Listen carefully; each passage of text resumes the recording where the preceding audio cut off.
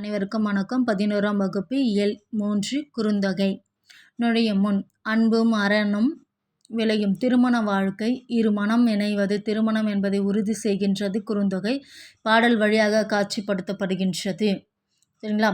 இப்போ ஆசிரியர் குறிப்பு பார்த்தீங்கன்னா, குறுந்தொகை 8 தொகை நூல்களில் ஒன்று, 401 பாடல்களை உடையது, நல்ல ஒரு குறுந்தொகை என்பதை உரைக்கப்படுவது.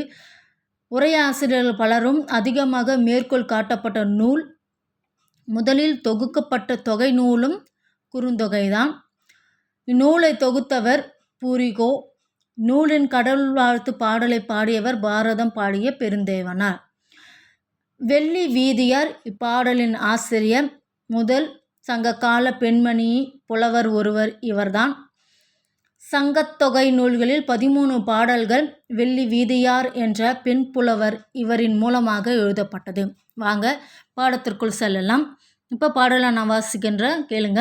அம்மா வாழி தோழி நம்மூர் பிரிந்தோர் புணர்ப்போர் இறந்தனர் கொல்லோம் தண்டுடை கையார் வெண்டலை சிதலவம் சிதவலர்.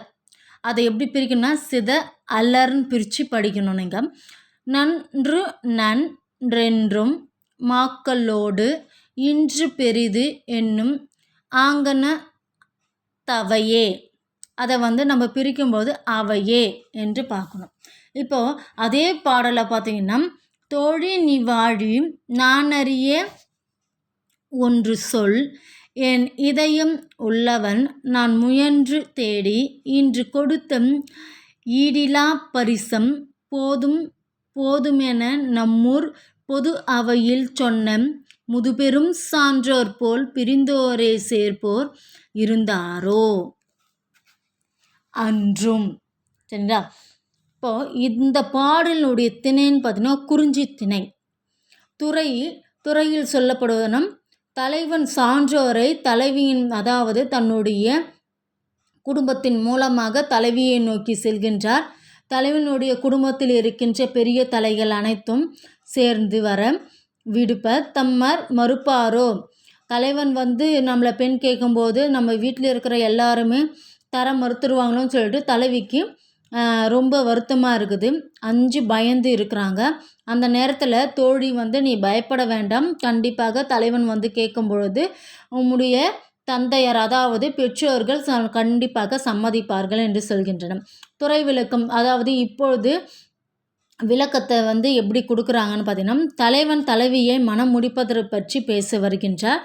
சான்றோர்கள் எல்லோரும் நல்ல ஒரு மையமான பகுதியை தேர்வு செய்து அந்த இடத்துல என்ன பண்ணுறாங்க, அவர்கள் கொண்டு வந்த எல்லாவற்றையும் பார்த்து பெற்றோர்கள் மனத்தை மறுத்து விடுவாங்களோ, தலைவன் அவ்வளோ கஷ்டப்பட்டு நம்மளை தேடி பெண் கேட்டு வந்திருக்காரு, இவங்க ஏற்காமல் நம்மளுடைய பெற்றோர்கள் மறுத்து விடுவார்களோ என்று சொல்லிட்டு தலைவி ரொம்ப வீட்டில் இருந்து வருத்திக்கிட்டே இருக்கான். ஆனால் அந்த இடத்துல தோழி அனுப்பியிருக்கா, என்ன நடக்குதுன்னு போயிட்டு பார்த்துட்டு வா அப்படின்னு சொல்லிட்டு.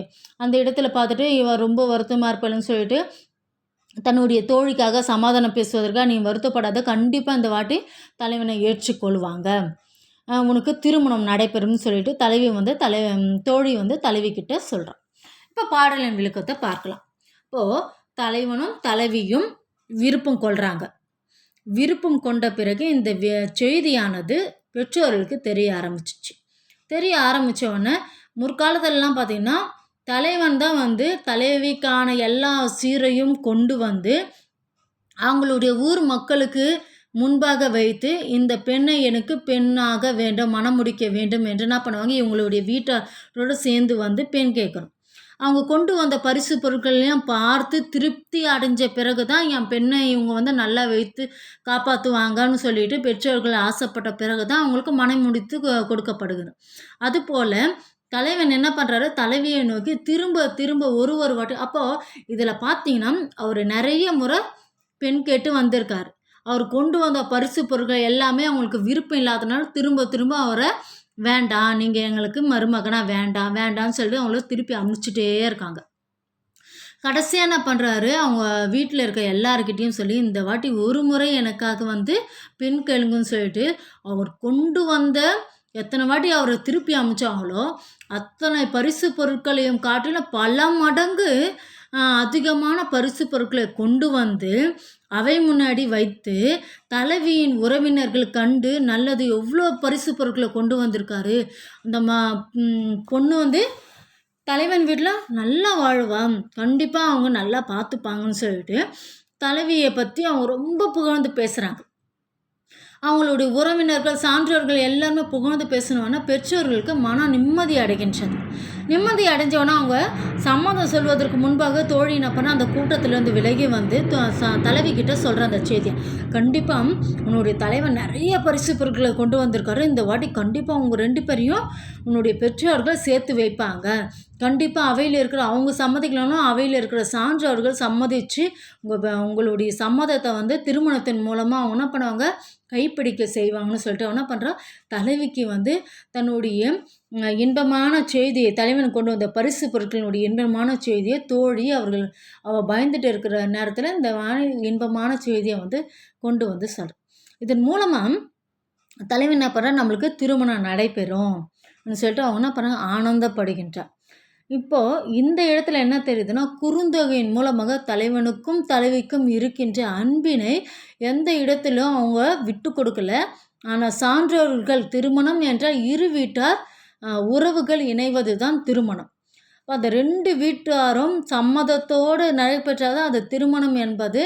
அந்த இருவரும் நல்ல முறையில் வாழ முடிகின்றது, வாழ்க்கை சிறப்பாக வாழவும் அது முடிகின்றது. அதனால தான் திருமணம் என்பதை விளையாட்டு விஷயமாக நினைத்து கொள்ளாமல், அதுவும் ஒரு 1000 காலத்து பயிர் என்பதை, பயிர் செடியை எப்படி நம்ம கண்ணும் கருத்தோடு நம்ம பாதுகாத்து விளைச்சல் முழுமையாக நமக்கு கிடைக்க வேண்டும் என்பதை நம்ம பாதுகாத்து வழிநடத்துகிறோமோ, அதுபோல் தலைவன் தலைவியினுடைய வாழ்க்கை ஒரு பயிர் செடியைப் போல பல ஆண்டு காலம் சிறந்து விளங்க வேண்டும் என்பதற்காக பெற்றோர்கள் அவர்களை நல்ல முறையில் திருமணத்தின் மூலமாக வழிநடத்தி செல்கின்றனர். இதுதான் குறுந்தொகையின் மூலமாக நாம் அறிகின்ற கருத்தாயிருக்கின்றது. நன்றி, வணக்கம்.